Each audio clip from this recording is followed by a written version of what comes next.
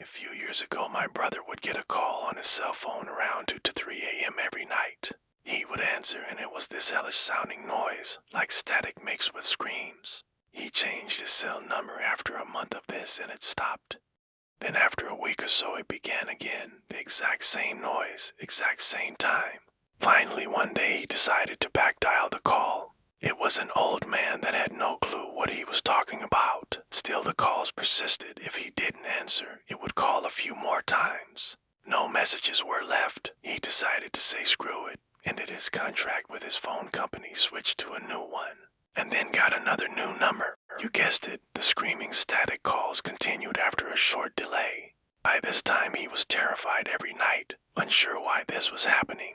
He backdialed the number again and got a different person. Around this time, he lost his job and his phone. The calls stopped, of course. His phone was disconnected now. So one day my mom asked me to listen to this weird message she got on our home phone. It was the static screaming. We showed my brother and he was freaking out. He backdialed the number again and it said the number was disconnected this time. Never heard from it again after that.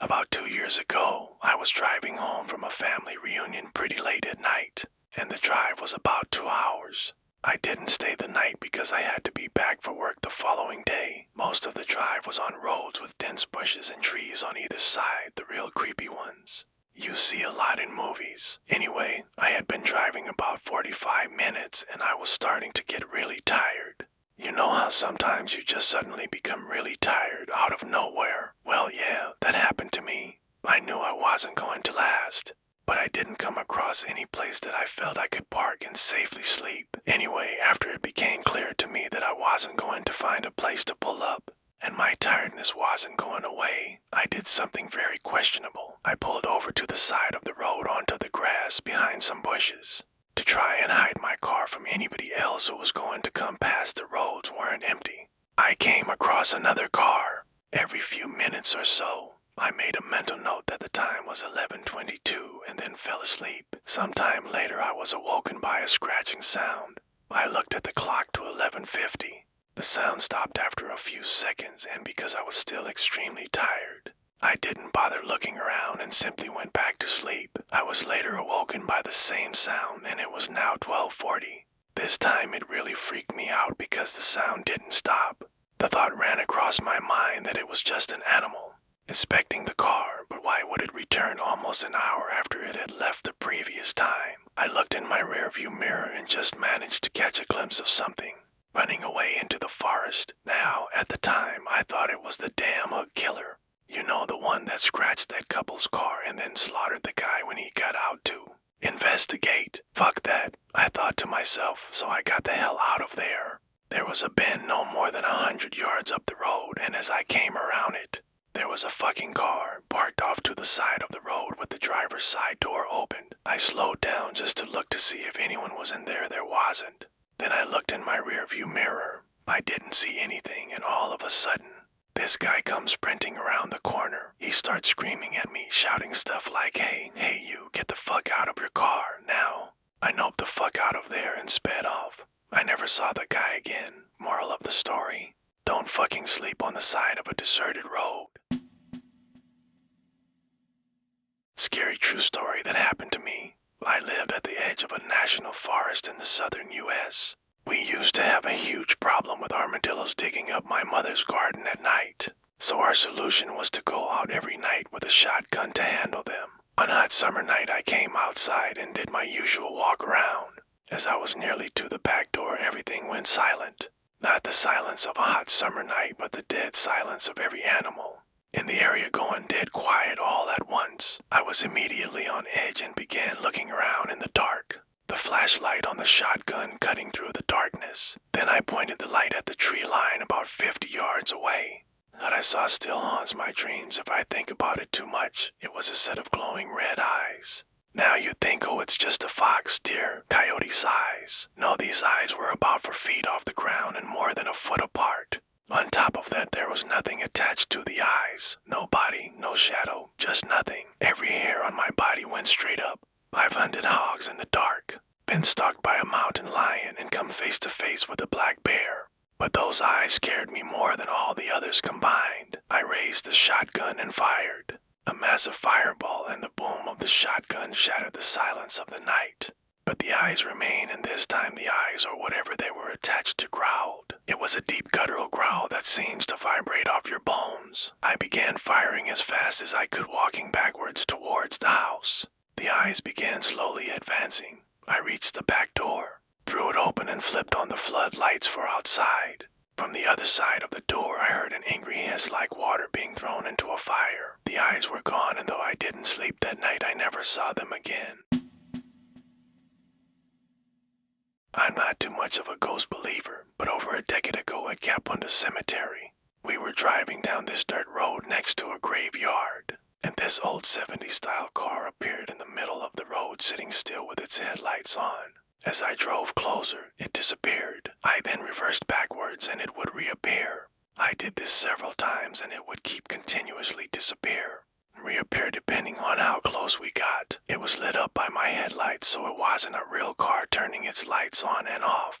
Myself and the 3 others in the car had all seen it. Still can't really explain WTF that was. There's also another scary event from my childhood. When I was under the age of 10, can't remember my exact age, I woke up in the middle of the night. My bedroom was just lit up enough from the moonlight from the outside, so I had a sense of where things were in the room. Looked toward my bedroom door, which was open. A dark, shadowy figure that seemed to be wearing a trench coat and a round hat was standing there. As I looked toward it, it was startled and took a little sidestep away from my door. I was horrified, ran out of my bedroom screaming for my mom. We went back into my bedroom, and nothing was there. That made me scared of the dark for quite a while after that, and scared of sleeping in that room. Also, while I was in that room, Mom would state I would sleepwalk and stand at her bedroom door staring into it. She would always keep it ajar. She said I would almost seem possessed with my eyes wide open and that it freaked her out. That bedroom terrified me. I'd often wake up freaked out in the middle of the night. I ended up switching bedrooms and never had the problem again. This is a really long post. I apologize in advance if anybody knows what is haunting my house. Please let me know. I frequently attract ghosts to myself, and I tend to have the most activity amongst any other persons that I live with. A little backstory: because I have ADHD, I consider myself to have some sort of power, due to the fact that I have dreams that sometimes come true. One night I had nightmares that somebody was trapped in a car and screaming for help. The following night my mom got a phone call at 11 o'clock. It was her best friend, and I got up and got dressed without a word and went over to my mom.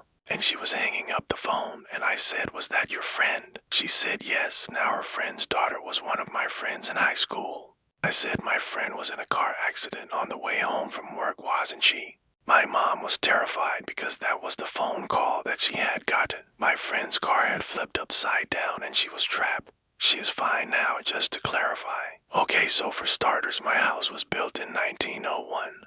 It's one of the first few thousand homes to be built with electricity and lighting. I live not far from where Edison started implementing electricity back in 1882. Since moving into the house a year ago, we have had lots of weird phenomena. We have a spiritual friend who will not touch the 3rd floor, which is where we found a death certificate to the man who first owned the home. He also died in this home. That being said, we don't believe that there were any other deaths in the home. Now onto the scary ghost stories. Back in May, our cat was acting really strange for a few days. One night, I saw her sitting at the end of our hallway. I looked at the other end of the hallway and she was laying sleeping in the bed. When I looked back, the other cat was gone. In July, I was sitting on our sofa and my cat was asleep in my lap. I heard what sounded like somebody sitting on the couch cushions beside me. I watched as the cushions sank like somebody was sitting on them. Cat had immediately woke up and was making a low, threatening growl, and then the cushions went back to normal, so whatever was sitting there stood up and left. Then last month one night, I had a recurring nightmare. The nightmare was that I woke up, and standing above me was a little girl, maybe 4 or 5 years old. She was in a black dress and she had long black hair, and her skin was a pale, deadly gray-blue color. Her hair was also dripping wet along with her dress. In the nightmare, when I woke up, she was standing above me and proceeded to try to suck my soul out of me, until the nightmare repeated for times. I got up and went to go sit in our reading room on the chair, directly across from the bottom of our stairs. I was sitting in the dark, watching YouTube on my phone, when I started hearing dripping sounds on the landing of the stairs. I looked up and she was standing there looking at me. I glanced down at my phone and turned my flashlight on, but she had disappeared. Now we get to last night. I had fallen asleep upstairs in our living room, on a chair that was in the house when we bought it. I kept hearing a woman softly speaking my name in a sickeningly sweet voice telling me to wake up. When I bolted awake, my ears were ringing and the lights were flickering. The ringing was so bad that I couldn't hear for a solid 30 seconds and then everything stopped. I went downstairs to bed, but couldn't shake the feeling, so I laid and played on my phone beside my boyfriend. About an hour later, he bolted upright in bed and looked around frantically and was panting heavily, like he was scared. About 15 minutes later, he did the same thing again. He doesn't remember any of this happening. About an hour later, I went back out to our reading room, and the cat went up the 3 stairs to the landing and was staring up at the top of the stairs. I tried to get her attention, but she would not stop staring. Then she did it again. That low, threatening growl. After that, I was officially terrified.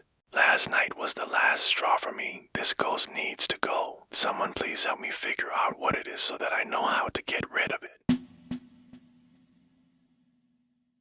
I used to live in a trailer years ago and experience many paranormal things. One night while I was awake, I got an overwhelming feeling of being watched. So I grabbed my camera and started to take pictures to see if I could capture anything. I kept getting black streaks that looked like smoke in my pictures. I probably took 20 pictures with each one having the same effect. I saved the pictures and plan on looking at them in the morning in case I missed something. I laid back down after turning off the camera and setting it on the stand beside me, and I went to sleep. Woke up the next morning anxious to look at the pictures to see if I caught something. To my surprise, the first picture that came up was a picture of us sleeping. It's as if someone stood over our bed and took a picture. I freaked out. The camera was on the stand when I woke up, and there's no way someone snuck into our place. We moved out shortly after. Growing up, I remember playing hide and seek in the funeral home morgue my uncle worked at while the adults played games in the Great Hall. My mom is Wiccan, my father agnostic, my aunts and uncles are mix of atheist, Catholic, and occult obsessed. This becomes relevant later. My cousins and I got very comfortable with the idea of ghosts and demons and spirits and such. Our parents would remind us to not talk to things in the dark, don't give them names, to keep a buddy system when we played. Some of us were as young as 4 years old and as old as 12. When I was about 5 years old, my mother had woken up in the middle of the night seeing me standing in front of her closet.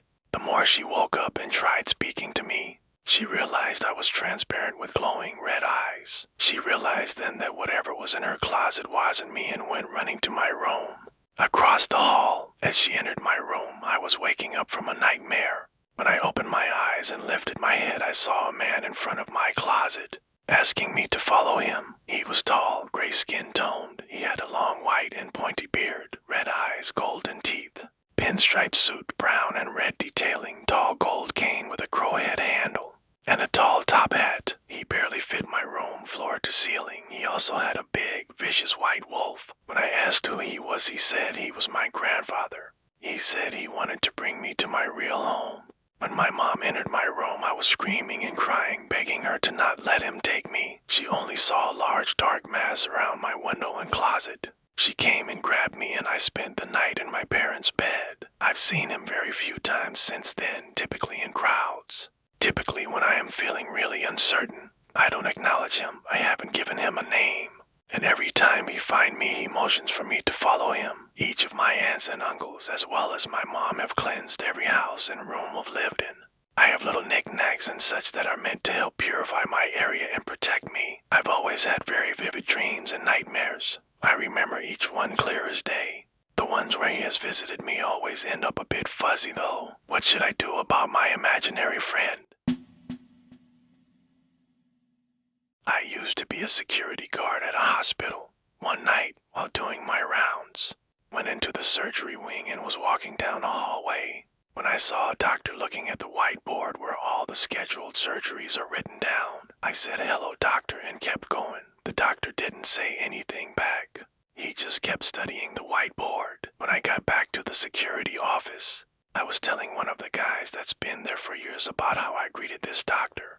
He didn't say anything back. I asked if that's the asshole they told me to watch out for. Was asked where I saw him and I said the surgery ward, and he gave me a smirk. He then explained that the surgery ward closes at 9 p.m.